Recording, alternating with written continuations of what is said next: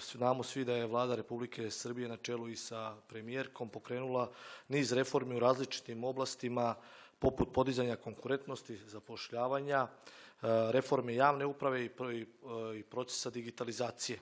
Svi ovi procesi utiču da na kompanije koje posluju u Srbiji realno predstavljaju važne partnere nama kao Vladi Republike Srbije. Cilj nam je da omogućimo ambijent u kome će biznis poslovati efikasnije, brže, bez dodatnih administrativnih poteškoća, predstavlja zamajac lokalne privrede.